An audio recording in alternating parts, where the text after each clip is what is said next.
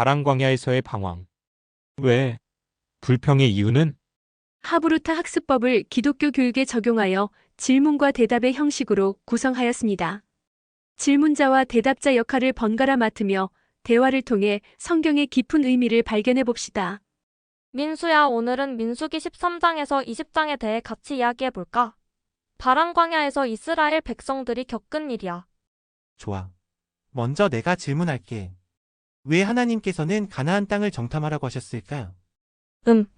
하나님께서는 이스라엘 백성들에게 약속하신 땅이 어떤 곳인지 미리 보여주고 싶으셨던 것 같아.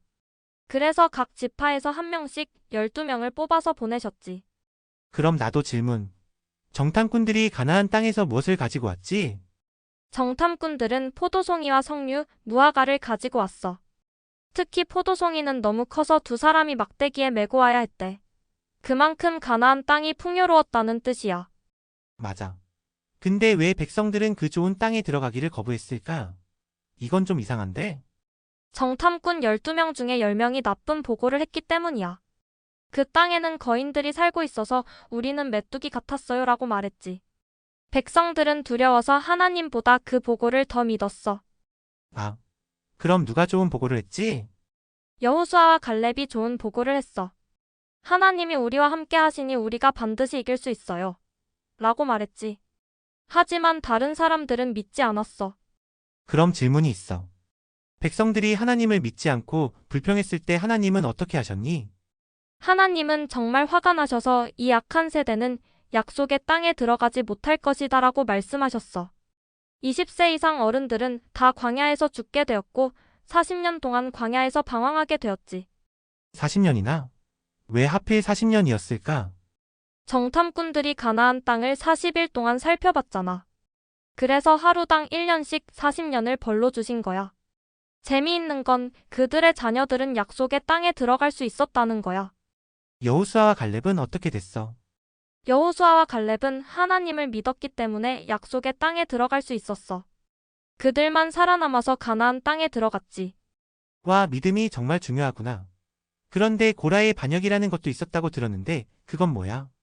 고라와 다단과 아비람이라는 사람들이 모세와 아론의 지도력에 도전했어. 우리도 특별해. 왜 너희만 지도자냐? 라고 불평했지. 그런데 하나님께서 땅이 갈라지게 하셔서 그들을 삼켜버리셨어. 진짜? 땅이 입처럼 벌어져서 사람들을 삼켰다고? 무섭다. 응, 하나님은 자기가 세우신 지도자를 존중하라고 가르치신 거야. 하지만 백성들은 또 불평했어.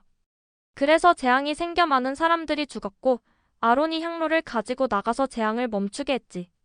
아론의 지팡이 이야기도 있었지? 그건 어떤 일이야? 맞아. 하나님께서 누가 제사장이 될지 확실히 보여주시려고 각 지파의 대표가 자기 지팡이를 가져오게 하셨어. 그리고 다음날 아침 아론의 지팡이에서만 싹이 나고 꽃이 피고 열매까지 맺혔어.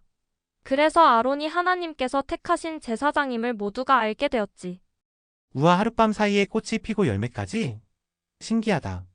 그런데 백성들이 또 물 때문에 불평했다고 들었는데 맞아.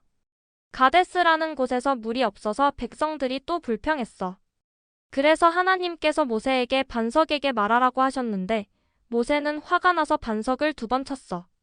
그래서 물은 나왔지만 모세와 아론은 하나님의 말씀에 정확히 순종하지 않아서 약속의 땅에 들어갈 수 없게 되었어. 그래서 모세도 약속의 땅에 못 들어갔구나. 하나님 말씀대로 정확히 따르는 게 중요하구나. 그런데 사람들이 또 불평해서 뱀이 나타났다는 이야기도 있던데. 응. 에돔 땅을 돌아가느라 길이 멀어지자 백성들이 또 불평했어. 그래서 하나님께서 불뱀을 보내셔서 많은 사람들이 물려 죽었지. 그때 모세가 하나님께 기도하니까 하나님께서 놋뱀을 만들어 장대 위에 달라고 하셨어. 뱀에 물린 사람들이 그 놋뱀을 쳐다보면 살 수 있었대. 그게 무슨 의미가 있는 거야?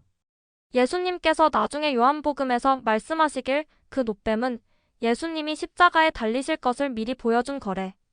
예수님을 믿는 사람은 구원받을 수 있듯이 놋뱀을 보는 사람들도 구원받았던 거지. 아, 이스라엘 백성들이 계속 실수하고 불평했지만 하나님은 늘 구원의 길을 보여주셨네. 맞아. 민수기 13장에서 20장의 중요한 교훈은 하나님을 신뢰하고 순종하는 것이 얼마나 중요한지를 보여주는 거야. 불평하고 불순종할 때는 고통이 따랐지만 하나님은 언제나 자비로우셔서 구원의 길을 마련해 주셨어. 내가 깨달은 건 하나님은 약속을 반드시 지키신다는 거야. 불순종한 세대는 약속의 땅에 못 들어갔지만 그들의 자녀들은 들어갈 수 있었잖아. 맞아. 그리고 우리도 하나님을 신뢰하고 순종하면 하나님이 약속하신 좋은 것들을 받을 수 있을 거야. 오늘 하브루타 공부 재미있었어, 민수야. 나도 재미있었어. 다음에 또 성경 이야기 같이 나누자. 이상 하나님의 말씀이었습니다. 감사합니다. 구독과 좋아요, 알람 잊지 마세요.